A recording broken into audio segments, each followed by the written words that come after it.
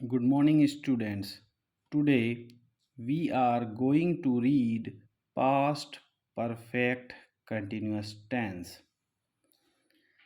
जैसा कि आप जानते हैं कि इस टेंस में पास्ट कंटिन्यूस टेंस और उसके साथ टाइम मिला होता है। जब हमने पास्ट कंटिन्यूस टेंस पढ़ा था तो उसमें जाना था कि हिंदी के वाक्यों के अंत में रहा था, रही थी, रहे थे, आ रहा था। इन वाक्यों के अंत में भी रहा था, रही थी, रहे थे आता है, लेकिन उसके साथ टाइम जुड़ जाता है। इस वजह से ये एक नया टेंस बन जाता है, पास्ट परफेक्ट कंटिन्यूअस बन जाता है। मैंने कहा कि मैं काम कर रहा था, तो ये पास्ट कंटिन्यूअस टेंस है। I was working. और अगर मैं ये कहूँ कि मैं 2 घंटे से काम कर रहा था, तो इसमें समय जुड़ गया है, तो ये पास्ट परफेक्ट कंटिन्यूअस टेंस हो जाएगा। तो हम इसको पास्ट परफेक्ट कंटिन्यूअस के फॉर्मूले से अगर बनाएंगे तो ये बनेगा I had been working for 2 hours. मैं 2 घंटे से काम कर रहा था। अब हम इसका एग्जाम्पल देखते हैं। He had been working in America since 2010.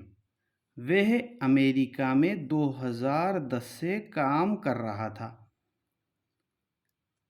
अब इसका हम फॉर्मूला देखते हैं।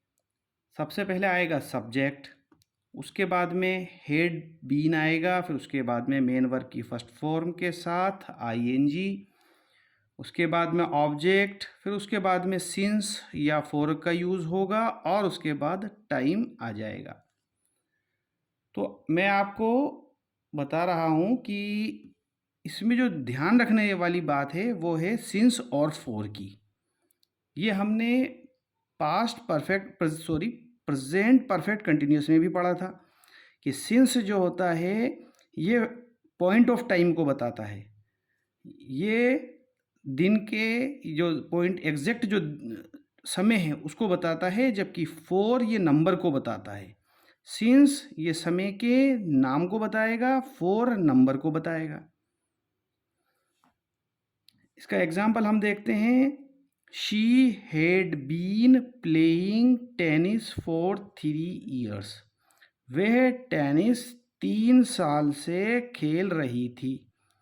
अब हमने यहाँ पर देखा कि ये 4 जो आ रहा है, यहाँ लगाने के पीछे वजह यह है कि ईयर्स जो लिखा है इसके नंबर दे दिए गए हैं यहाँ पर कि कितने ईयर्स हैं, 3 years हैं। जो नंबर ऑफ ईयर दिए जाते हैं तो हमें 4 का यूज़ करना होता है। यहाँ हेल्पिंग वर्ब की हमें कोई वरी भी नहीं होना चाहिए कि यहाँ पर सबके साथ हेड बीन ही लगेगा। अब बात करते हैं हम नेगेटिव सेंटेंस की। तो हेल्पिंग वर्ब के बाद में नॉट का यूज़ करना है। She had not been playing tennis since 2020। यहाँ पर हमने एफर्मेटिव से सेंटेंस को थोड़ा सा चेंज कर दिया है। यहाँ पर हमने जो एग्जैक्ट जो ईयर दिया है उसके पहले सिंस लगाया है, और अगर यहाँ पर ईयर्स के पहले नंबर दे रखे हैं इसलिए यहाँ पर 4 लगाया है। तो इस बात का ध्यान रखें कि नंबर ऑफ जो टाइम होगा तो उसके साथ 4 लगेगा, और अगर टाइम का अगर नेम दे रखा हो, एग्जैक्ट टाइम दे रखा हो, तो उसके साथ सिंस लगेगा। अब इसका इंट्रोगेटिव सेंटेंस बनाते हैं। इंट्रोगेटिव में ध्यान रखना है कि जो हेल्पिंग वर्ब लगी थी उसको एफर्मेटिव में या नेगेटिव में उसको पहले लिखना है। तो had she playing tennis for 2 months। क्या वे टेनिस 2 महीने से खेल रही थी। यहाँ पर बीन नहीं है, देखिए, तो यहाँ पर हम हेड शी और यहाँ पर इधर बीन लगा देंगे। अगर इसी का ही हमें नेगेटिव बनाना हो तो हमें ध्यान रखना है कि इसको हम चाहें तो हेड के साथ नोट लगा सकते हैं, नहीं तो थर्ड रैंक पर हम इसको सब्जेक्ट के बाद में नोट लिख देंगे। तो इंट्रोगेटिव नेगेटिव जब बनेगा तो हम लिखेंगे हेड शी नोट, और उसके बाद में लिखा जाएगा been playing tennis since Monday. तो हमने देखा कि यहाँ पर जो डे है उसका नाम दिया गया है मंडे, तो इसलिए यहाँ पर सिंस का यूज़ किया गया है। यहाँ पर जो मंथ लिखे गए हैं, यहाँ मंथ का नेम नहीं है और उसका नंबर दिया गया है। आगे देखते हैं हम इसकी एक्टिविटी को हम सॉल्व करेंगे। The made the vegetable for 15 minutes when my mother केम। अब एग्जाम में जब correct form of the verb का क्वेश्चन आएगा तो आपको सिंस या फॉर दिया जाएगा। सिंस और फॉर प्रेजेंट परफेक्ट टेंस में भी आता है, पास्ट परफेक्ट कंटिन्यूस में भी आता है और फ्यूचर परफेक्ट कंटिन्यूस में भी आता है। तो हम कैसे पता करेंगे कि ये प्रेजेंट परफेक्ट कंटिन्यूस के लिए हैं या पास्ट परफेक्ट कंटिन्यूस के लिए हैं या फ्यूचर परफेक्ट कंटिन्यूस के लिए है? तो हम जो टाइम दिया जाएगा सेंटेंस में, तो उस टाइम के बाद में एक फ्रेज और जुड़ा हुआ होगा, एक वाक्यांश और जुड़ा हुआ होगा, उससे हम इसका आइडिया लगाएंगे। जो यहाँ पर हमने देखा वेन के बाद में माई मदर केम, ये माई मदर केम, तो केम जो है ये वर्ब की सेकंड फॉर्म है, यानी पास्ट सिंपल टेंस है। ये हमें आइडिया हो गया है कि यहाँ पर पास्ट टेंस ही आएगा। यहाँ पर सिंस फॉर है, इसलिए यहाँ पर हमें हेड बीन लिखना होगा।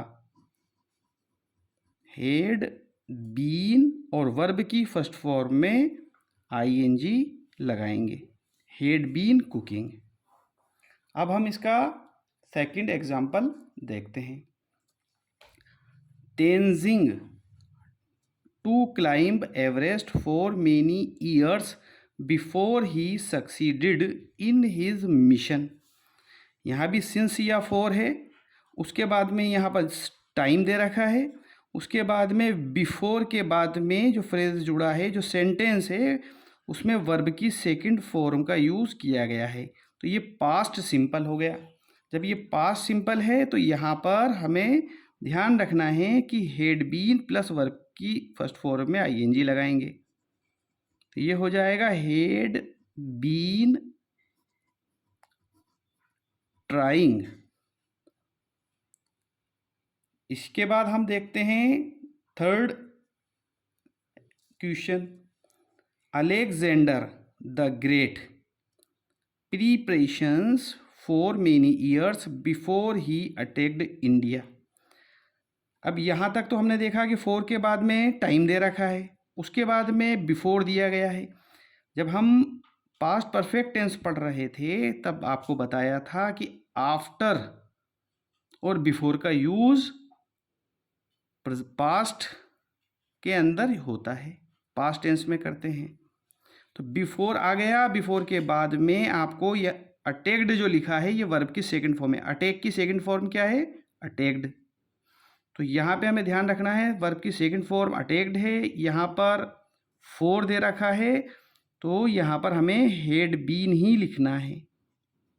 Had been making.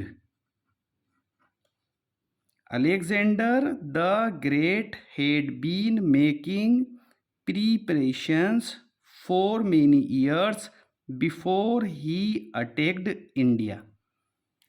तो हमें जो इसकी मेजर जो हमने चीज़ें देखी हैं वो देखी कि सिंस या फॉर से इसका पता चलेगा कि यहाँ पास्ट परफेक्ट कंटिन्यूस ये है या नहीं है। पास्ट परफेक्ट कंटिन्यूस का पता करने के लिए सिंस फॉर के बाद में जो भी फ्रेज जुड़ा होगा वो पास्ट सिंपल में होगा या उसके अंदर वोज वर्ब का यूज़ किया जाएगा। इससे हम पता लगा लेंगे कि यहाँ पर हेड बीन के बाद में वर्ब की फर्स्ट फॉर्म में आईएनजी लगाना है। तो इस तरह से हमारा आज का ये topic past perfect continuous tense का एंड होता है। मैं आशा करता हूँ कि ये टॉपिक आपके अच्छे से समझ में आया होगा। ये पढ़ने कर बाद में आप इसे लाइक शेयर ज़रूर करें और जो हमारे नए व्यूअर्स हैं वो इसको सब्सक्राइब करना नहीं भूलें। Okay, thank you.